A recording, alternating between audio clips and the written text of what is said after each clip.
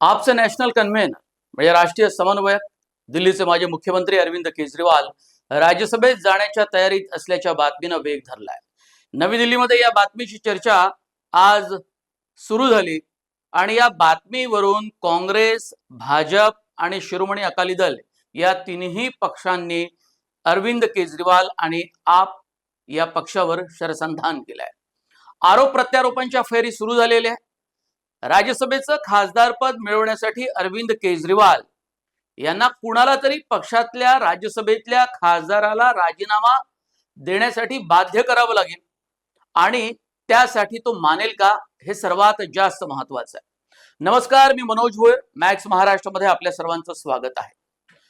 पंजाब मधून राज्यसभेसाठी 2022 साली नियुक्त झालेले, नॉमिनेट झालेले संजीव अरोरा यांना लुधियानाच्या विधानसभेच्या निवडणुकीमध्ये म्हणजे पोटनिवडणुकीसाठी त्यांना नॉमिनेट केलं गेलेलं आहे। पंजाबमध्ये सरकार आहे आम आदमी पक्षाचं, भगवंत मान हे मुख्यमंत्री आहेत आणि या पक्षाचे आमदार आहेत गुरुप्रीत बस्सी जोगी यांचं 10 जानेवारी रोजी निधन झालं होतं आणि तेव्हापासून लुधियाना विधानसभेची ही जागा रिकामी होती। ही जागा रिकामी झाली, या ठिकाणी पोटनिवडणूक होणार आहे आणि पोटनिवडणूक कधी होणार हे माहीत नसताना सुद्धा आणि निवडणूक आयोगानं या संदर्भात कोणतीही तारीख घोषित केली नसताना सुद्धा विद्यमान राज्यसभेचे खासदार आणि उद्योजक पंजाब मधले, खास करून लुधियाना मधले संजीव अरोरा यांना या पोटनिवडणुकीसाठी लढण्यासाठी म्हणून बाध्य केलेलं आहे। एक राज्यसभेचा खासदार इतक्या मोठ्या पदापर्यंत पोहोचला, व्यवसायानं उद्योजक, आणि तरी सुद्धा तो एखाद्या राज्यातल्या पोटनिवडणुकीसाठी का म्हणून उभा राहील आणि तोही कमी काळ त्यांना मिळणार असला तरी, हे जरा पटण्यासारखं नाही। पण सत्तेच्या या सगळ्या खेळामध्ये सर्व काही शक्य असल्याचं अनेक राजकीय नेत्यांनी दाखवून दिलं। अरविंद केजरीवाल नवी दिल्ली विधानसभेची जागा हरले आणि त्यावेळच्या तत्कालीन मुख्यमंत्री आतिशा मार्लेना या मात्र जिंकून आलेले आहेत। मोठमोठे आम आदमी पक्षाचे नेते, आमदार हे निवडणूक हरले आणि त्यानंतर या पक्षामध्ये खळबळ माजली। आम आदमी पक्षासमोर पंजाबचं त्यांचं आत्याचं विद्यमान सरकार हे शाबूत ठेवणं पुढच्या निवडणुकीमध्ये हे सर्वात मोठं आव्हान आहे, कारण दिल्लीची विधानसभेची निवडणूक ते मोठ्या फरकानं हरले आणि त्यातही अरविंद केजरीवाल जे मुख्यमंत्री होते त्यांना 2013 नंतर इतका काळ ही नवी दिल्ली विधानसभेची जागा राखून ठेवता आली, ती मात्र नरेंद्र मोदी आणि अमित शहा यांच्या प्रचारापुढे किंवा त्यांच्या भाजपच्या रणनीतीपुढे त्यांना त्यांचा टिकाव लागला नाही आणि ही जागा त्यांना गमवावी लागली। आता मुळात मुद्दा आहे की 1200 मतांनी केवळ अरविंद केजरीवाल निवडणूक हरलेले आहेत। संदीप दीक्षित सुद्धा, शीला दीक्षित यांचे पुत्र हे 3ऱ्या क्रमांकावर फेकले गेले, काँग्रेसकडून उभे होते आणि काँग्रेसची तर दाणादाण उडाली। पण आज जेव्हा अरविंद केजरीवाल नवं काही आपलं अस्तित्व शोधण्याच्या प्रयत्नात असताना त्यांच्या संदर्भात जी राज्यसभेची ही बातमी पुढे आली, त्यानंतर मात्र त्यांच्यावर काँग्रेस, भाजप आणि शिरोमणी अकाली दल जो पंजाब मधला महत्वाचा पक्ष आहे तो तुटून पडलेला आहे। आता आम आदमी पक्षाचे म्हणजे दिल्लीचे माजी मुख्यमंत्री आणि आता विद्यमान या पक्षाचे राष्ट्रीय समन्वयक, नॅशनल कन्व्हेनर यांच्या समोर पक्षातली दुफळी संपवणं किंवा पक्षामध्ये जे डिव्हिजन झालेलं आहे वेगवेगळ्या नेत्यांमध्ये ही निवडणूक हरल्यानंतर, ती थांबवणं अत्यंत महत्वाचं एक चॅलेंज आहे, आव्हान आहे आणि त्यांना ते सामोरे जात आहे। पण आताच्या घडीला आम आदमी पक्ष हा विस्कटलेला पक्ष आपल्याला पाहायला मिळतो। आम आदमी पक्षाची नवी दिल्लीच्या निवडणुकीमध्ये मोठ्या मताने काही नेत्यांची त्यांच्यावरती पराभव होण्याची नामुष्की ओढवलेली आहे आणि असं सगळं असताना आम आदमी पक्षासमोर वेगवेगळी संकट आहेत आणि या पक्षाचे प्रमुख या नात्यानं अरविंद केजरीवाल यांना सर्वच आव्हानांना एकाच वेळी पुढे जायचे। ऐन निवडणुकीच्या काळात आम आदमी पक्षाच्या आमदारांनी राजीनामा दिला, त्यांची भनक सुद्धा त्यांना लागली नाही आणि त्यानंतरचं सर्व दृश्य आपल्या पुढे आलेलं आहे। नवी दिल्लीमधलं इतकं 2013 पासूनचं त्यांचं असलेलं सरकार त्यांना गमवावं लागलं आणि त्यामुळे त्यांना मोठा धक्का बसला. पण जी काही राजकीय शक्ती किंवा जो करिश्मा त्यांनी कमावलेला होता वेगवेगळ्या योजनांच्या आधारे, जी लोकप्रियता त्यांनी मिळवली होती आणि त्या लोकप्रियतेच्या आधारावर ते इंडिया आघाडीमधले अत्यंत महत्वाचे नेते झाले होते आम आदमी पक्षाचे. पंजाबमध्ये त्यांचं सरकार आलं. याशिवाय वेगवेगळ्या राज्यामध्ये निवडणुका लढवण्यासाठी त्यांनी तयारी केली. इव्हन गुजरातमध्ये सुद्धा त्यांनी खूप मोठ्या प्रमाणामध्ये आपल्या पक्षाला मजबूत करण्याचे प्रयत्न केले. पण मागच्या गुजरातच्या विधानसभेच्या निवडणुकीमध्ये मात्र तिथे त्यांचा टिकाव लागलेला नाही. तिथे थोडंसं दुर्लक्ष झाल्याचं आपल्याला पाहायला मिळालं. हे सगळं असताना आता त्यांना मात्र या सगळ्या संकटांवर मात करावं लागतंय आणि ते करतायत. पण सर्वात मोठी बातमी आजची जी आहे की ते एक वेगळा सत्तेचा मार्ग चोखाळताना आपल्याला पाहायला मिळतंय. आता ते आमदारही नाही, माजी मुख्यमंत्री दिल्लीचे राहून चुकलेले आहेत आणि आता सत्तेमध्ये जर आपल्याला टिकून राहायचं असेल तर कुठेतरी आपल्याला संसदीय सगळ्या या प्रक्रियेमध्ये आपल्याला सहभाग घ्यायचा असेल तर त्यांना हे निश्चितपणे वाटत असणार की आपण आता लोकसभेची निवडणूक सुद्धा होऊन गेली, त्यामुळे राज्यसभेमध्ये आपण जायला पाहिजे आणि त्यासाठी म्हणून संजीव अरोरा यांना राजीनामा द्यायला ते बाध्य करू शकतात पक्षाचे प्रमुख या नात्याने.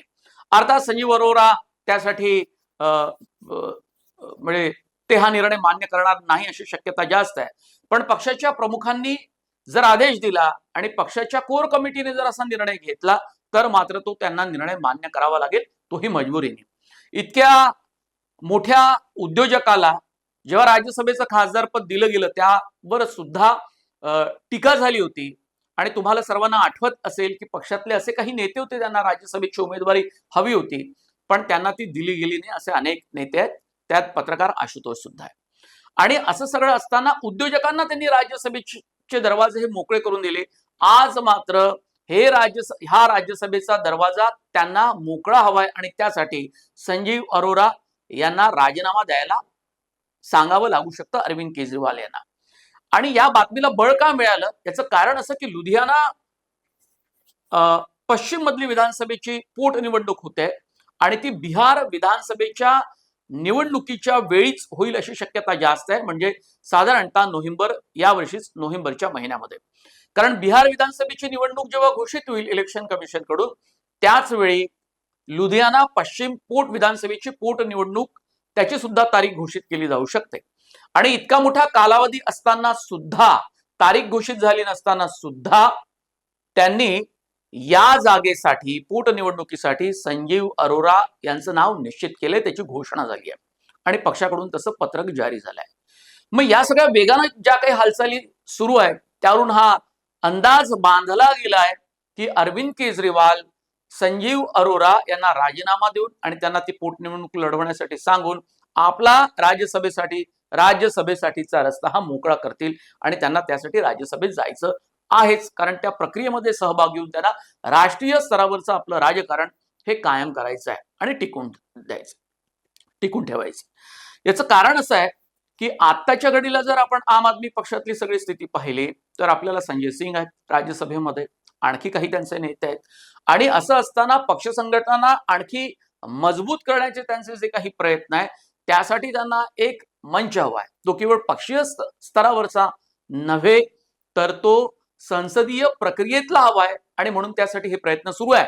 पण आम आदमी पक्षाच्या प्रवक्त्या म्हणजे वेगवेगळे प्रवक्ते पण बातमीमध्ये ज्यांची खास करून नावं आली आहे त्यात प्रियंका कक्कर या आम आदमी पक्षाच्या प्रवक्त्या आहेत आणि त्यांनी मात्र ही बातमी पूर्णतः फेटाळली आहे, खोडसाळ आहे असं म्हटलेलं आहे.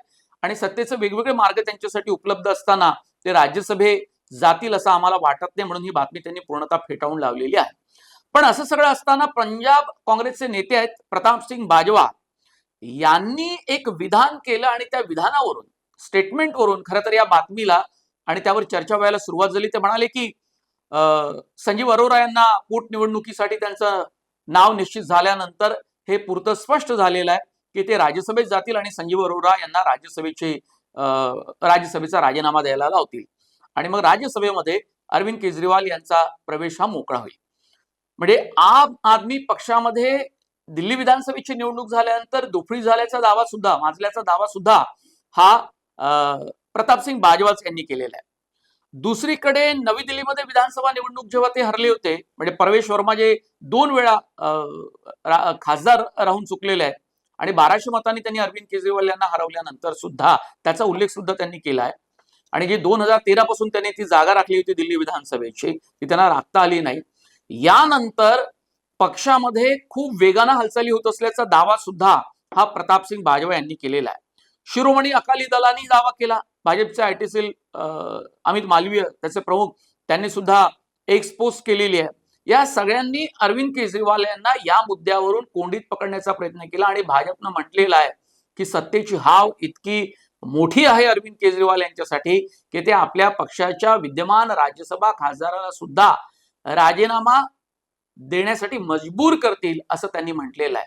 आणि असं सांगून त्यांनी अरविंद केजरीवाल यांच्यावर आरोपी केले, शरसंधान साधलेलं आहे. आता हे सगळं होत असताना समजा संजीव अरोरा यांनी राजीनामा दिला आणि अरविंद केजरीवाल राज्यसभेचे खासदार झाले, तर पुढे राष्ट्रीय स्तरावर त्यांना वेगवेगळ्या नेत्यांशी संवाद साधता येईल. इंडिया आघाडी तर फूट पडलेलीच आहे, ती विस्कटलेली आपल्याला दिसते. पण तरी सुद्धा राष्ट्रीय राजकारण करण्याची त्यांची जी काही इच्छा आहे, मनोकामना, ती या खासदार झाल्यानंतर ती टिकून राहील. पूर्ण होईल असं आपल्याला म्हणता येणार नाही, पण ती टिकून राहील आणि त्यांना वेगवेगळ्या नेत्यांशी बोलता येईल, संवाद साधता येईल, प्रश्न मांडता येईल राष्ट्रीय स्तरावर, अधिवेशनामध्ये, संसदेमध्ये, राज्यसभेमध्ये. आणि त्यांचं नाव हे लोकांसमोर राहू शकेल. आणि अर्थात ते भाजप, नरेंद्र मोदी आणि अमित शहा यांच्यावरती टीका करत आलेलेच आहेत. आणि या दिल्ली विधानसभेच्या निवडणुकीमध्ये दोन्ही पक्षामध्ये खूप मोठ्या प्रमाणात आरोप प्रत्यारोप झाले, गंभीर आरोप झाले आणि तेही आपण पाहिलेलेच आहेत. पण यापुढे सुद्धा आपल्या आरोपांची धार कायम ठेवण्यासाठी त्यांना हा एक मोठा संसदीय मंच हवा आणि त्यासाठी त्यांचे जोराचे प्रयत्न. आताच्या घडीला आम आदमी पक्षाने ही बातमी जरी फेटाळली असली तरी हा निव्वळ योगायोग नाही. विद्यमान राज्यसभा खासदाराला पंजाब मधल्या लुधियाना पश्चिम या विधानसभेची निवडणूक, तीही पोट निवडणूक लढवण्यासाठी त्यांचं नाव निश्चित केलं जातं. याचा अर्थ स्पष्ट आहे की अरविंद केजरीवाल हे येत्या काळामध्ये आपल्याला राज्यसभेचे खासदार पाहायला मिळतील. हा व्हिडिओ आपल्याला कसा वाटला आपण कमेंट बॉक्समध्ये जरूर कळवा. आणि तुम्ही जर आमचं मॅक्स महाराष्ट्र हे डिजिटल चॅनल सबस्क्राईब केलं नसेल तर ते अवश्य करा. आणि या चॅनलचे व्हिडिओ सातत्यानं तुम्हाला उपलब्ध व्हावेत यासाठी आणि त्याचे नोटिफिकेशन मिळत राहावे यासाठी तुम्ही बेल आयकॉनवर बटन दाबा. तुम्हा प्रेक्षकांचे खूप खूप आभार. नमस्कार.